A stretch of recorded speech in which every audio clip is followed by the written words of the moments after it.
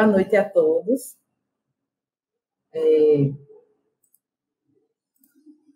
Eu me chamo Olga Fernandes Marques, sou graduada em odontologia pela Faculdade de Odontologia de Pernambuco, Universidade de Pernambuco, FOP e UPE.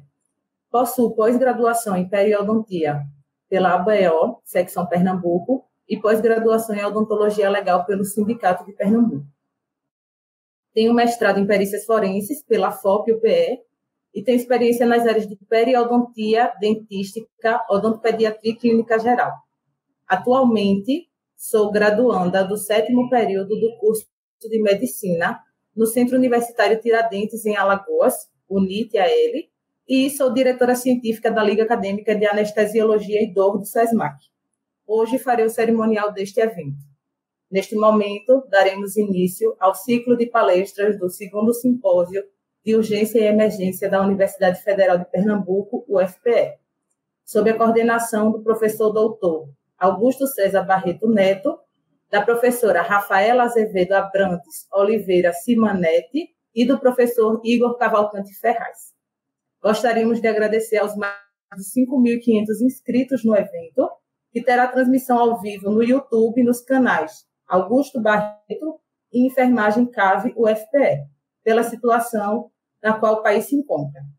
Contaremos hoje com a presença dos intérpretes de Libras, Anderson, Alisson e Morgan. E nessa noite de hoje, teremos as presenças dos palestrantes, professor Bruno Henrique Ximenes Rodrigues, professor Augusto César Barreto Neto, professora Cíntia Rafaele do Carmo Santos Marques, doutora Juliana Muniz Barreto de Oliveira e do professor Bruno de Luna Oliveira. Agora eu passarei a palavra para os colaboradores do evento, que farão os seus pronunciamentos, e em seguida teremos a primeira palestra da noite. Com a palavra, comissão.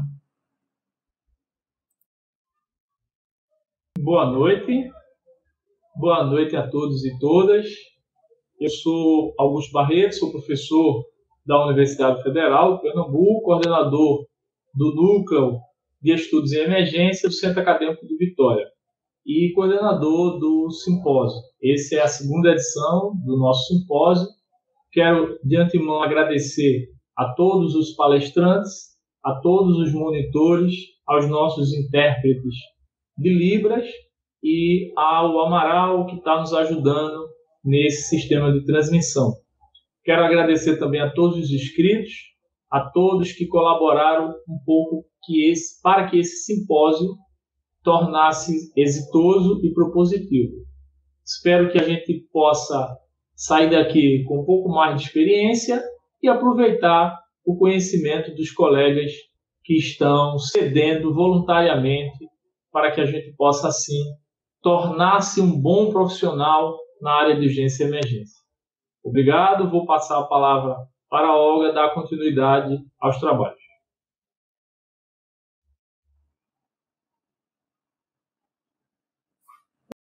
Pronto, nesse momento eu farei a apresentação do primeiro palestrante, que é o Bruno Henrique Ximenes Rodrigues. O tema da palestra dele será Urgência Obstétrica, o que todos os profissionais da emergência devem saber.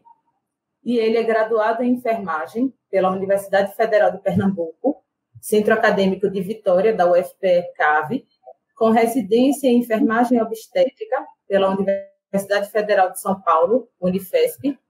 É docente do curso de obstetrícia da USP, instrutor do suporte à vida em obstetrícia, integrante do Grupo Técnico de Saúde da Mulher do Corém, São Paulo, integrante do filme O Renascimento do Parto 3, é enfermeira obstetra da Prefeitura Municipal de São Paulo, tem como linha de pesquisa enfermagem obstétrica, tem experiência na área de enfermagem com ênfase na saúde da mulher, especialmente no ciclo gravídico puerperal, e especialmente na assistência ao parto.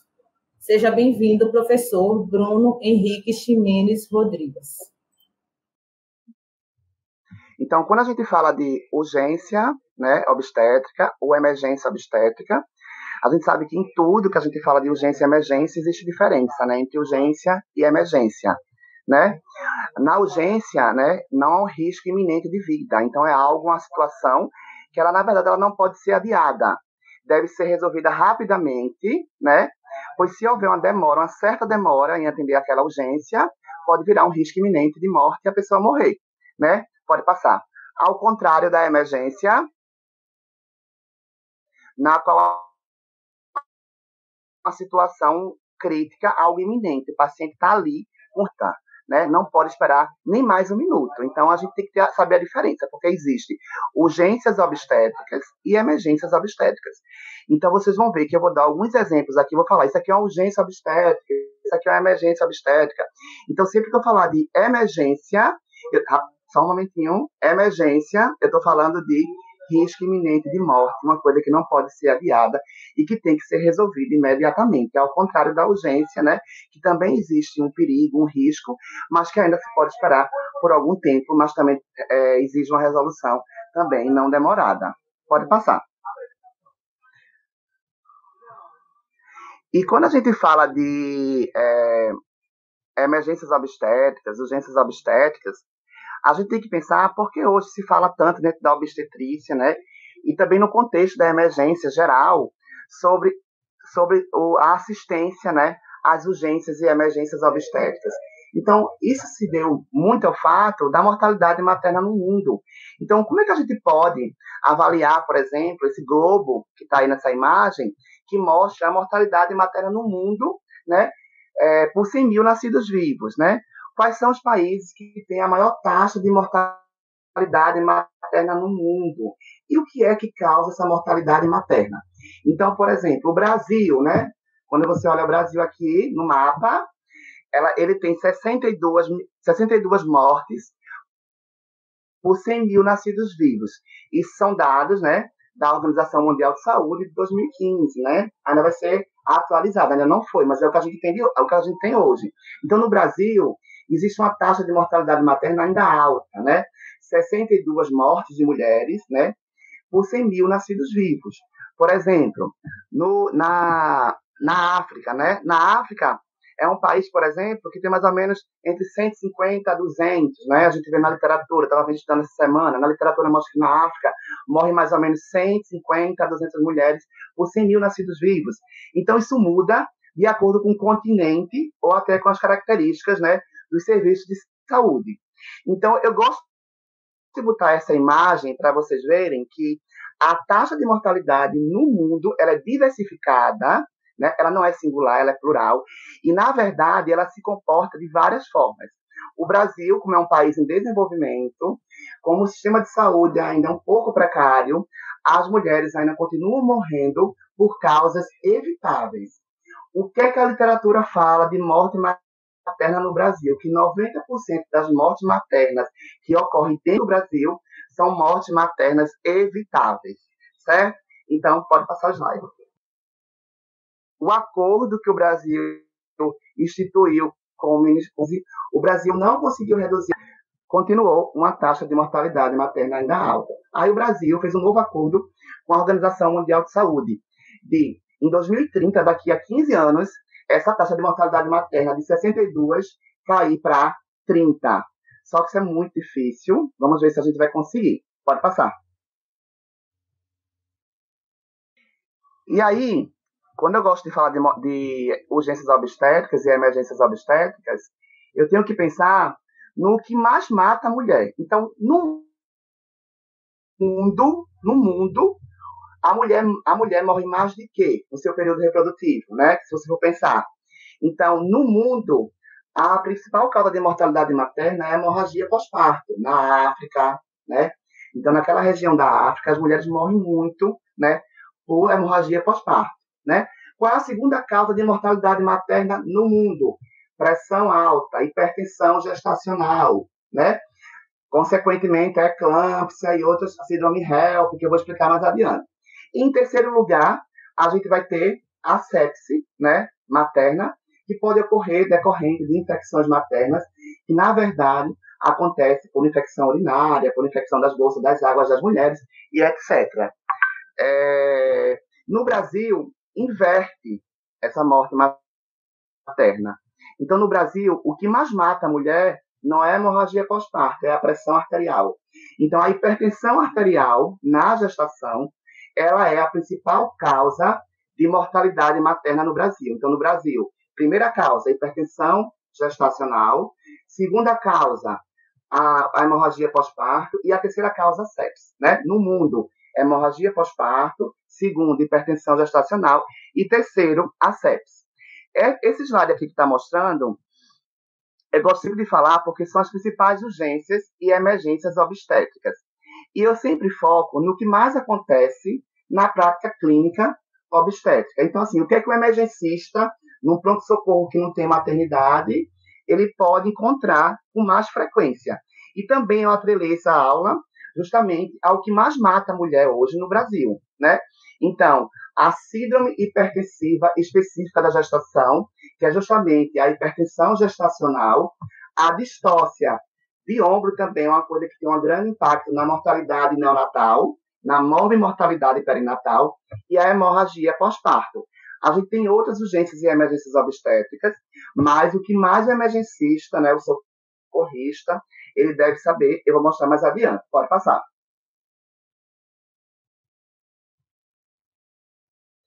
Então, isso aqui eu já falei, né, das principais causas de mortalidade materna no Brasil, mas eu acho que esse slide fica bem claro para quem está assistindo essa palestra. Então, a gente vai ter a hipertensão gestacional como a primeira causa, né, de mortalidade materna no Brasil, a segunda é hemorragia pós-parto e a terceira infecção puerperal. Eu já falei que pode ser a sepsis materna. Pode passar.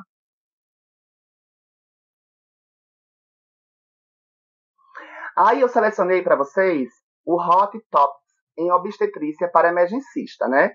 Eu tentei juntar, fazer um compilado, né, do que o emergencista precisa saber. Não o especialista, porque o especialista ele vai mais profundo, né, na obstetrícia. Mas o que é que o emergencista, o socorrista, o intensivista, ele pode realmente saber, basicamente, para ele poder salvar tanto a mãe como o bebê. Antes de eu começar a falar dos tópicos quentes em obstetrícia para emergencista, eu deixo bem claro que numa emergência obstétrica ou numa urgência obstétrica, vamos sempre tentar salvar a mãe em primeiro lugar, certo? Então, na obstetrícia, a escolha sempre vai ser a materna. Pode passar. E aí, eu começo a palestra falando sobre parto iminente, né? Quando a gente pensa assim, SAMU, por exemplo, quantos partos SAMU atende por mês? Vários, né? Então, o parto é algo que pode ocorrer em qualquer lugar. No restaurante, na padaria, no meio da rua, né? Num pronto-socorro que não tem maternidade, né? Dentro da ambulância. Então, eu gosto de falar sobre o parto iminente, aquele parto que está acontecendo. O que é que o emergencista deve saber? Né? Então, como você reconhecer os sinais de período expulsivo? O período expulsivo é o segundo período clínico do parto, né? Um dos mais importantes, né? Porque aí você pode ter um bom desfecho ou um mau desfecho. Então, como é que eu vou reconhecer que essa paciente está em período expulsivo? No segundo período clínico do parto.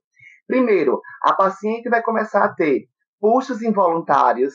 Então, a mulher vai começar a fazer força na tentativa de empurrar o feto para fora da vagina. Então, ela começa a fazer força. E ela começa a falar para você que vai defecar. Né? Eu não gosto de falar muito esse termo defecar, mas eu acho que é importante falar para quem não é da especialidade de que eu falar pulsos involuntários. Então, quando o polo cefálico, né, ele comprime, né, o reto, a mulher vai começar a ter esses pulsos involuntários na tentativa de empurrar o feto para sair para fora da vagina. Outra coisa bem interessante que vocês podem reconhecer é a sudorese perilabial. Então, as mulheres que estão em período expulsivo, elas apresentam geralmente uma sudorese perilabial mais intensa. Outra coisa bem interessante é o abaulamento vulvar. Bruno, o que é um abaulamento vulvar? É justamente quando o polo cefálico ele já está no período de coroamento. É justamente quando o cabelo do bebê ele começa a aparecer no introito vaginal ou na região, né, da abertura da vagina, que a gente chama de introito vaginal. Pode passar, por favor. Então, a gente vai ter justamente esse parto em posição sentada na banqueta com o bebê coroando. Então, isso aqui a gente chama de coroamento. Aí eu pergunto a vocês, e sempre eu refuto nas minhas aulas, Para que se fazer toque vaginal em paciente em período expulsivo? É melhor você reconhecer os sinais do período expulsivo do que você fazer o toque. Até porque o toque vaginal não é todo mundo que vai saber fazer. Exige experiência, destreza e até mesmo realmente um tempo de profissão para você realmente saber tocar essa paciente. Então, eu aconselho quem não é da especialidade não realizar toque vaginal se a paciente realmente se você realmente não tiver habilidade, né? E se você souber reconhecer os sinais clínicos de um período expulsivo, como abaulamento vulvar, sudorese perilabial,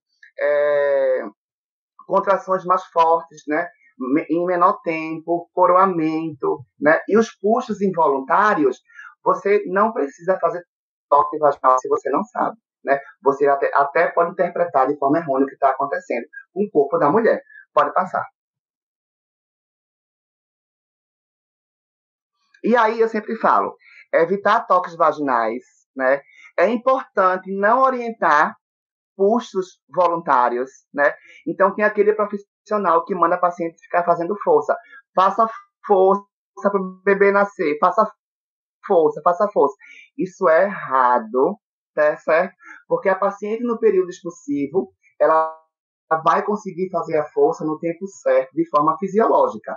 Então, quando você pede para essa paciente fazer força, né, no período, né, justamente você está diminuindo o fluxo útero-placentário, a oxigenação da placenta. Né? Então, isso é importante a mulher conseguir realmente fazer a força de forma voluntária. Outra coisa que me perguntam assim, Bruno, quem é emergencista, como é que eu faço a ausculta fetal? Eu sempre falo que a ausculta fetal é a coisa menos importante, né, para quem está em ambiente que não tem maternidade. Então, em ambientes, por exemplo, extra-hospitalar. A ausculta fetal, ela é importante? Ela pode ser importante se você tiver um sonar e se você souber interpretar. Por exemplo, um BCF, um batimento cardíaco fetal, de 90 a 100 BPM no período expulsivo, geralmente é de 110 a 160 batimentos por minuto. Certo?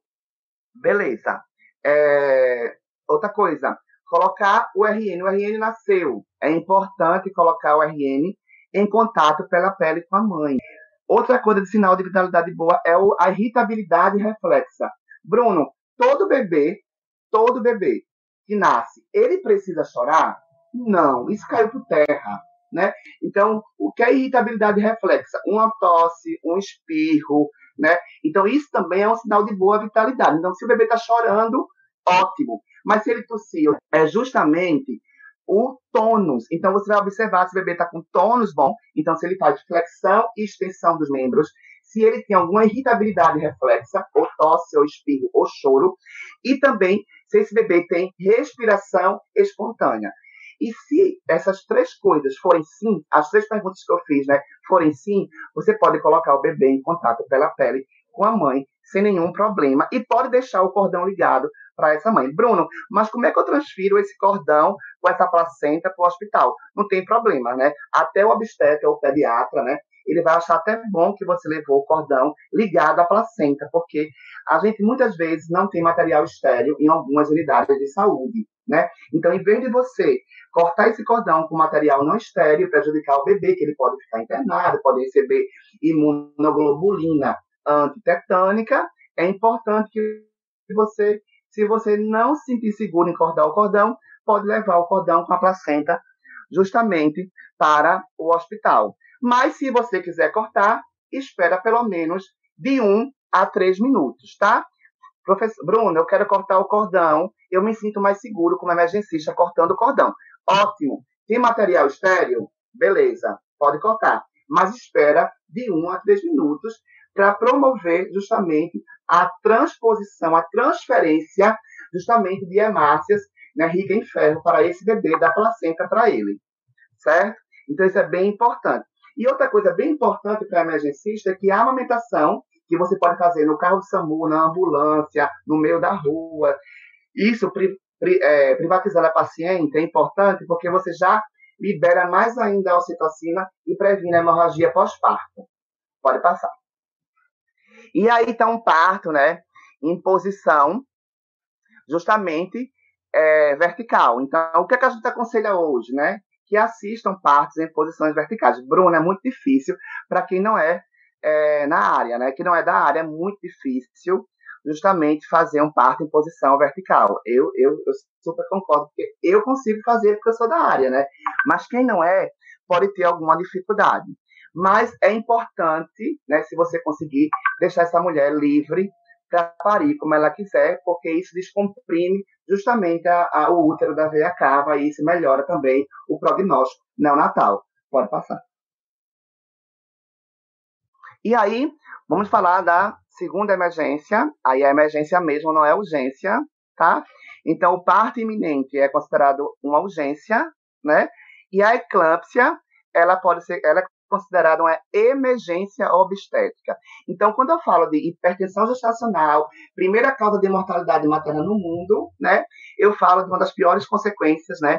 De agravamento da pressão arterial, né? Na gestação, que é justamente a eclâmpsia. Então, quando eu falo de eclâmpsia, significa uma complicação da pré-eclâmpsia. Então, a primeira coisa que eu queria que vocês observassem, né, quando a paciente tem eclâmpsia, é que ela dá sinal que vai convulsionar. Então, o que é eclâmpsia? São convulsões tônicos-clônicas generalizadas, né, justamente na paciente gestante ou na puérpera. Então, primeira coisa, né, é importante vocês terem noção que a eclâmpsia ela pode ocorrer no anteparto, no parto e no pós-parto. Então, aquela puérpera que vai para casa, que ela tem hipertensão gestacional, ela pode ter convulsão justamente no pós-parto, ela pode ter eclâmpsia. Então, a eclâmpsia, ela não só ocorre na gestação, que isso fique bem claro. Toda vez que eu falar em eclâmpsia, são convulsões tônico-clônicas que acontecem em mulheres, né, que geralmente estão em período gestacional ou no período puerperal. E outra coisa bem importante, por que ocorre a eclâmpsia? Porque a pressão arterial ela aumenta subitamente, causa uma toxemia cerebral. Alguém passa. E aí, vamos falar sobre eclâmpsia, né? A gente falou sobre eclâmpsia, que é uma convulsão que ocorre na gestação, no parto, no pós-parto, por aumento súbito da pressão arterial, que vai causar justamente uma irritabilidade em termos de permeabilidade cerebral e vai causar um edema cerebral e dar convulsão. Então, isso é bem interessante falar, porque quando a gente fala de eclâmpsia, a primeira coisa que eu penso, como enfermeira obstetra, né, e acho que todos os emergencistas, é o sulfato de magnésio. Então, o nível de evidência A é você usar o sulfato de magnésio para tratamento, né, para prevenção, na verdade, para prevenção de recorrência de convulsão. Então, Bruno, para emergencista, então, eu não entendo por que as pessoas ainda continuam usando ou não continuam, né, sulfatando a paciente. Quando você sulfata a paciente com eclâmpsia, você está salvando a vida dessa mulher e você está prevenindo sequelas da eclâmpsia. Uma sequela da eclâmpsia, né? AVC, acidente vascular cerebral. Então, essa mulher pode ter um rompimento de vaso, né? Então, se você tratar, né, se você prevenir a segunda convulsão, a primeira ocorreu, mas a segunda você conseguiu prevenir, você está prevenindo, né, que essa mulher tem alguma sequela. Então, como é que a gente usa o sulfato de magnésio? Toda paciente com pré-eclâmpsia grave, né, ou tiver com eclâmpsia ou síndrome HELP, ela tem que ser sulfatada. Então, o sulfato é a primeira droga de escolha quando a gente vê uma mulher convulsionando. É a primeira coisa, né, uma das primeiras coisas que eu devo pensar quando eu vejo uma mulher convulsionando. E aí eu gosto de falar, até o professor Bruno Luna, né, a gente fez uma live sobre o esquema de Pritchard, que é um esquema que quase ninguém conhecia, em Pernambuco acho que quase ninguém conseguia reconhecer o esquema de Pritchard, porque tem 3 esquemas de sulfatação. Então tem o esquema de Pritchard, que é um esquema muito interessante para quem quer fazer no atendimento extra-hospitalar, né? Então, em pronto-socorro, onde não existe realmente bomba de infusão contínua e essas coisas, né? Porque o sulfato, geralmente, ele deve ser feito em bomba de infusão. E, na verdade, o esquema de Pritchard, como é que você faz? Você vai fazer a dose de ataque e depois a dose de manutenção. A dose de ataque, você vai fazer uma parte intravenosa e uma parte intramuscular. E a dose de manutenção, você vai fazer intramuscular e pronto. Por que eu gosto desse método para atendimento extra-hospitalar ou em locais que não tem maternidade? Porque ele não precisa de bomba de infusão contínua, certo? Então, 4 gramas intravenoso lento em minutos. Então, você vai pegar uma ampola de sulfato a 50%, certo? Então, uma ampola tem 10 ml, né? Um sulfato a 50%. Essa ampola, ela vai ter 5 gramas de sulfato de magnésio, né? Se é a 50%, você vai ter 5 gramas. Se você fizer uma regrinha de 3, que eu não vai dar tempo de explicar aqui agora, você vai aspirar 8 ml para ter 4 gramas. Então, você vai aspirar 8 ml de sulfato de magnésio a 50% e vai completar os 12 ml numa seringa de 20 lentamente em 20 minutos. Associado a isso, você vai fazer 10 gramas de sulfato a 50% intramuscular profundo. Só lembrando aqui que quando eu falo de intramuscular profundo, não se faz com aquela agulha que a gente faz a 30 por 8, a 30 por 7. Não se faz com ela. Se faz com a agulha de hack. Depois eu posso disponibilizar a imagem da agulha de hack, porque eu faço encostando no periósteo da crista ilíaca. Então, depois eu mostro a técnica para vocês, como é que se faz justamente a administração do sulfato. Então, uma parte vai ser IV. Então, enquanto uma pessoa administra IV, 4 gramas, outra pessoa vai aspirar uma ampola de sulfato a 50%, vai aplicar numa nádega os 10 ml. E vai pegar mais outra ampola, vai aspirar os 10 ml e vai aplicar na outra nádega. Então, vai ser 10 gramas, 5 gramas em uma nádega, que é uma ampola, e 5 gramas na outra nádega, que é uma ampola. Então, isso é a dose de ataque. Professor, porque eu li em Potter que não pode fazer mais de tantos ml no músculo. Eu não quero saber, eu quero saber que é uma emergência, que a paciente está correndo risco de vida, né? E que isso já foi provado lá nos Estados Unidos, que pode ser feito na mulher que está correndo risco de vida por eclâmpsia, tá? Então, essa ideia aqui, porque só pode até tantos ml, isso caiu por terra. Quando você se trata de um risco iminente de morte, certo? Aí a dose de manutenção é mais simples ainda. Você não fez uma ampola em cada nádega, uma ampola de sulfato em cada nádega intramuscular, né? Aí você vai falar justamente sobre a dose de manutenção, que é justamente isso. Você vai fazer 5 gramas, uma ampola, né, de sulfato a 50% em cada nádega, certo? Em injeção intramuscular profunda a cada 4 horas. Então, você vai fazer 5 gramas, uma ampola, né, de sulfato a 50% em uma nádega. Aí passou 4 horas, você faz no outro lado. Passou 4 horas, você vai fazer no outro lado. Então, a cada 4 horas, você faz uma ampola de sulfato alternando as nádegas. Professor, só tem um sulfato a 10%. Aí complica, né? Porque para esse esquema de Pritchard, o sulfato a 50%, ele é a melhor escolha. Então, se você tiver 10%, o esquema de Pritchard, ele não funciona muito bem, porque você vai injetar muito volume nessa paciente. Pode passar. E aí, uma coisa bem interessante da gente avaliar é a intoxicação por sulfato de magnésio. Então, primeiro, como é que eu sei que a paciente está intoxicada? Perda do reflexo patelar. Então, você faz aqueles reflexos com martelinho na região patelar da paciente e ela não tem reflexo, ela não consegue chutar a perna. Isso é bem interessante, certo? Suspender. Como é que eu vou suspender o sulfato? Ela está tendo sinais de agravamento. Então, reflexo patelar reduzido, né? Frequência respiratória menor que 16 RPM, né? Então, 16 respirações por minuto. E diurese menor que 25 ml por hora. Pode passar. Pronto. E o antídoto, né, do sulfato de magnésio, como é que eu tiro a intoxicação pelo sulfato, né?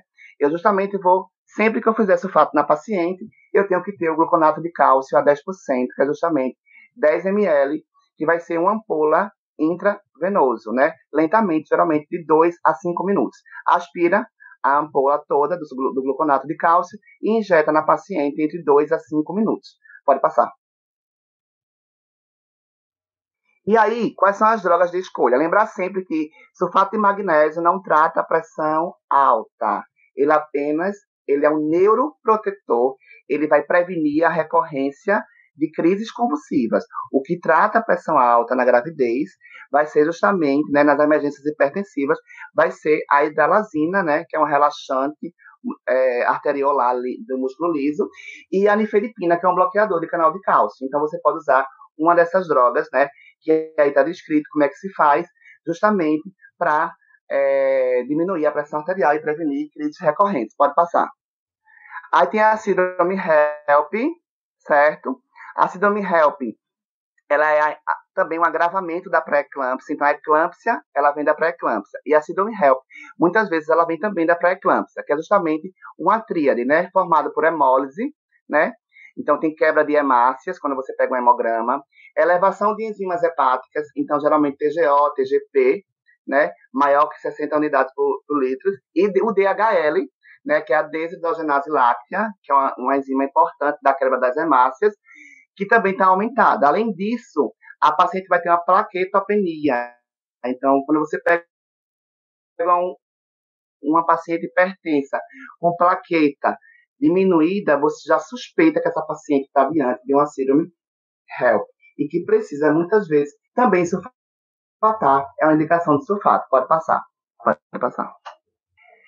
As condutas na síndrome HELP é a antecipação do diagnóstico. Então, exames laboratoriais é o que realmente diagnostica a síndrome HELP, né? Uma coisa bem importante é você avaliar as condições maternas e fetais e controlar rigorosamente a pressão arterial. Na síndrome HELP, assim como na eclâmpsia, após estabilizar a paciente, é resolução da gestação, tá? Então, até você chegar no hospital, é importante fazer o sulfato de magnésio, né? Iniciar algum antihipertensivo e transferir imediatamente para o hospital para essa paciente ser resolvida da gestação. Pode passar. E aí, outra urgência obstétrica, a gente fala muito, é a distócia de ombro, né? Tem livro que fala urgência, tem livro que fala emergência, né? Na verdade, a distócia de ombro é quando, pode passar, é quando o ombro ele está impactado, né, na sínfise pública. Então, sai a cabeça do bebê e não sai os ombros. Bruno, qual é a melhor estratégia que eu faço? Estou num parto, no SAMU, saiu a cabeça, você espera 1 minuto de relógio. Então, a cabeça saiu, certo? E você já veio várias contrações e não saiu o corpo. Como é que eu faço? Você vai colocar a paciente de 4 apoio, certo? E você vai tentar desprender o bebê, puxar para cima e para baixo, ou para baixo e para cima, não importa. Então, a primeira coisa que você pode fazer é justamente colocar a paciente de 4 apoios. Isso aqui é para emergencista, não é para especialista. Pode passar. A segunda manobra é a manobra de Mack-Roberts. Então, o A é ajuda e colocar a paciente de 4 apoio, né? Posição de 4. Segundo é levantar as pernas. Então, o Mack-Roberts, certo? Então, o Mack-Roberts é justamente você elevar as pernas da paciente. Então, você vai fletir a perna sobre a coxa e a coxa sobre o abdômen, certo? Então, você flete a perna sobre a coxa e a coxa sobre o abdômen. Com isso, você tem um aumento do diâmetro antero-posterior da pelve, como mostra a imagem, e você vai conseguir desprender os ombros desse bebê, em 70% dos casos. Pode passar. A terceira manobra é a pressão externa suprapúbica, né? Que é justamente você pressionar acima da sínfise pública, no sentido justamente onde o ombro está impactado. Então, você vai lá acima da sínfise pública e faz pressão contínua ou a pressão em soco por 1 minuto, de 30 segundos a 1 minuto, tá? Para desprender o feto. Então, você pode fazer 4 apoios, já você faz aquela que você eleva a perna sobre, flete a perna sobre o abdômen. E também, se não saiu nessa manobra, você faz justamente a pressão externa suprapúbica. Especialista, pode passar. O prolapso de cordão. O que é? É justamente quando o cordão é fora do útero. Então, existem as manobras. Né? Então, com isso, você descomprime o cordão. Pode passar.